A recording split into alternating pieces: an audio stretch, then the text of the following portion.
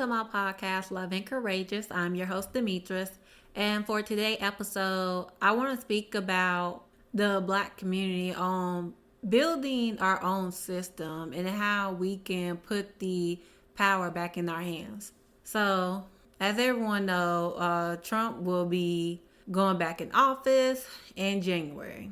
And the reason why I think it's a very good thing for us as the Black community is to put the power back in our hands because of the things that Trump is trying to do. Also, by giving cops full immunity. Also, with Trump in office and encouraging all this hate, mass shootings, especially school shootings, will skyrocket. Also, with women's rights to have abortion on the line. And since a lot of women cannot have abortions, maternal mortality rate has skyrocketed. So I think honestly it's really a good thing that we as the Black community think about this. Now, however, it will cost a lot of money, but I think it will really do us some justice. Now, here are a few ideas that I have. One, by putting the power back in our hands, is building our own law enforcement. So we all know officers kill Black people. They make up dumb excuses on why they kill us. It's like Jesse Hernandez that shot inside the police car with a Black boy that was handcuffed inside and said that he mistaken the acorn for a gunshot. This man literally lied and said that he was shot. That's unacceptable. Also, Sonya Macy, the Black woman that was killed by a police officer, and the officer lied and said that she tried to throw boiling hot water on him. So it's really bad that Trump is trying to give cops full immunity because we already know they kill Black people for no reason. And with that full immunity, I mean, we're not safe out here. Like, cops are literally just going to be pulling people over and getting trigger happy. So I think if we as the Black community build our own law enforcement, number one, there are going to be some ground rules, requirements. One requirement is that the officers need a college degree. Not no high school diploma. That is the most stupidest thing I have ever heard a day of my life. There is no reason why somebody fresh out of high school should be carrying a gun. That's unacceptable. They need to have a bachelor's or at least a master's in law. Anything below, you're not hired. It's that simple.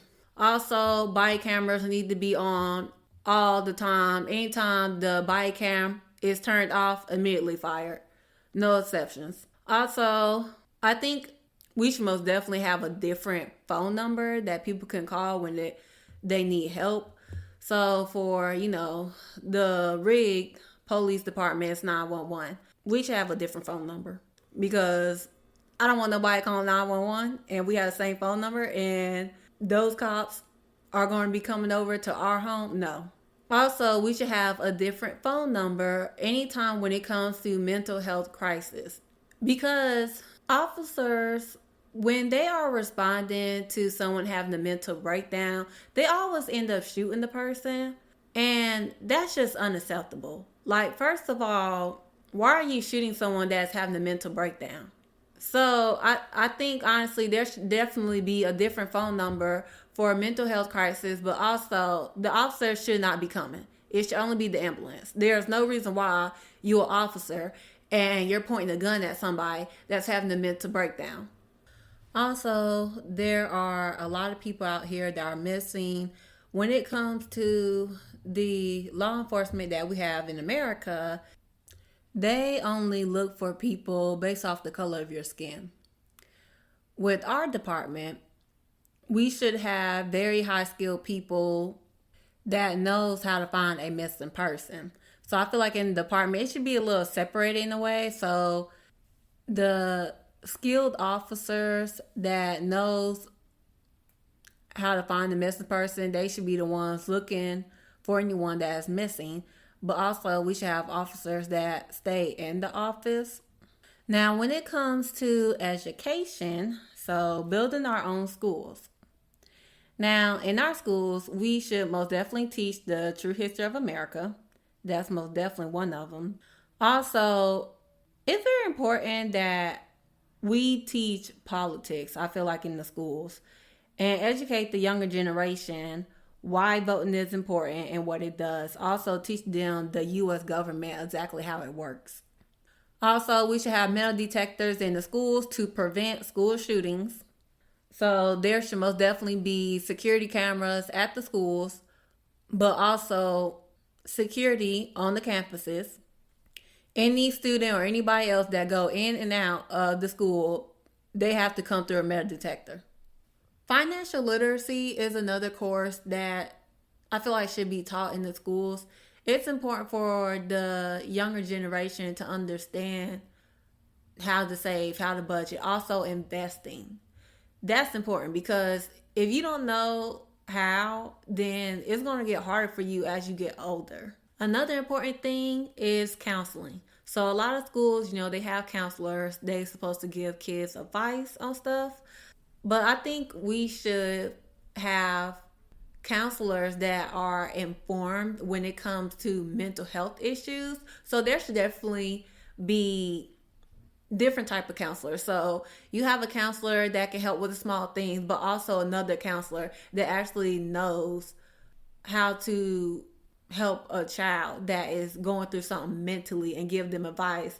Also, if it has to do with talk to the parent and stuff, that also should take place because a lot of people don't know, but kids have mental health issues at a very young age.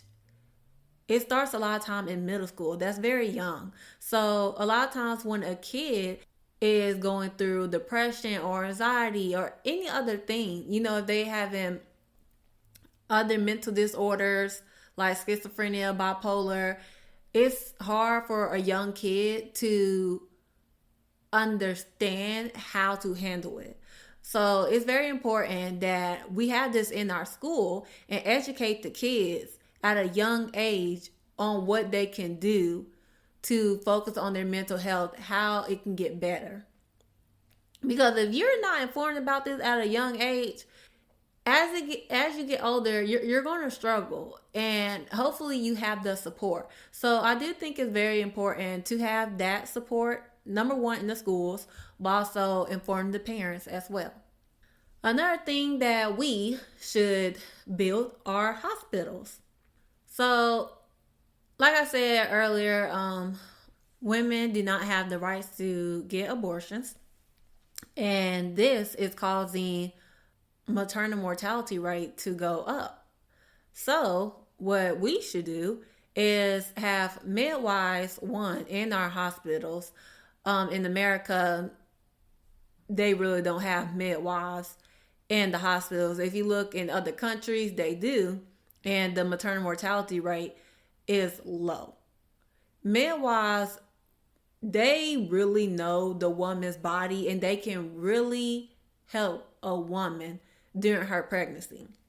But also, when it comes to abortions, I feel like we should do abortions in our hospitals because, one, the woman's life matters, and also, we're not going to be getting funded by the government, I'm pretty sure. We're building our own hospital. So, I mean, our hospital, our rules. We should do abortions if a woman needs one because a woman is the one that brings life into this world. There is no life without a woman. And when it comes to people that have insurance or not, I feel like it should not matter. We should take care of everybody.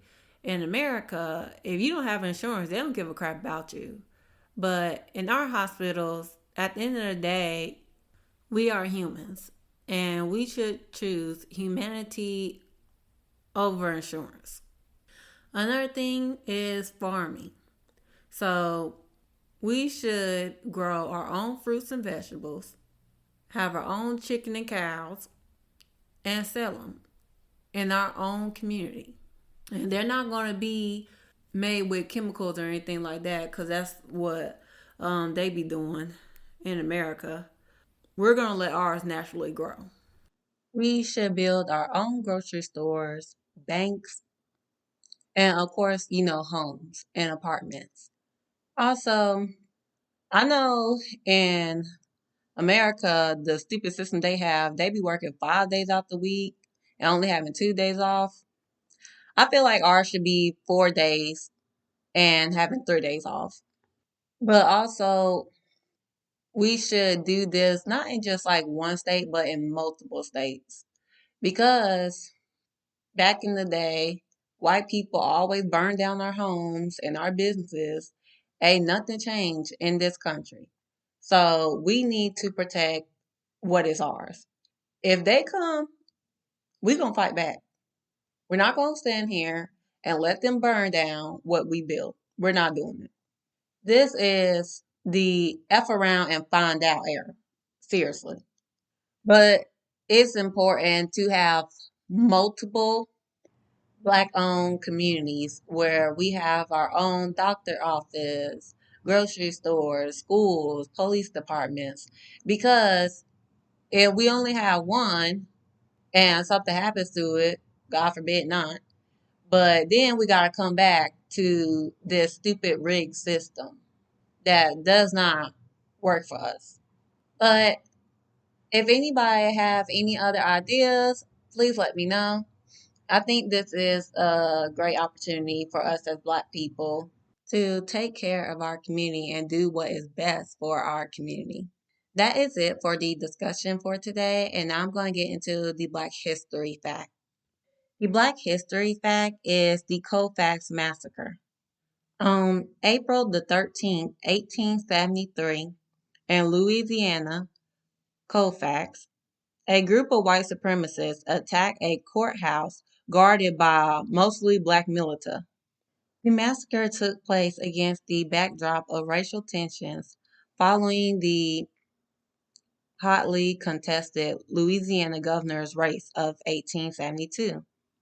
While the Republicans won the contest and retained control of the state, white Democrats was angry over the defeat and wanted revenge.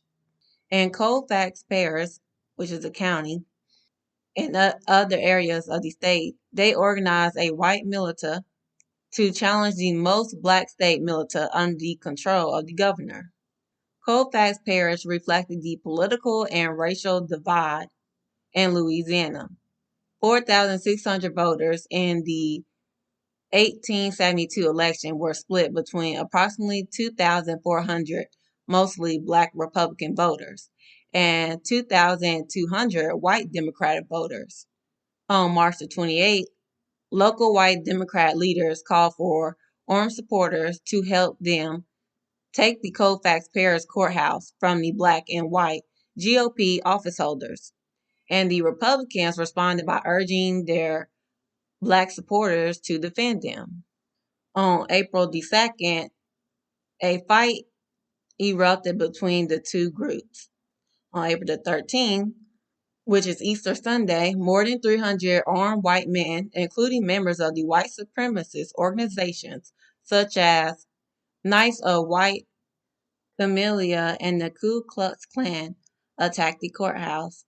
When the militia maneuvered a cannon to fire on the courthouse, some of the 60 black defenders fled while others surrendered. When the leader of the attackers, whose name is James Hadnot, was accidentally shot by one of his own men, the white militia responded by shooting the black prisoners.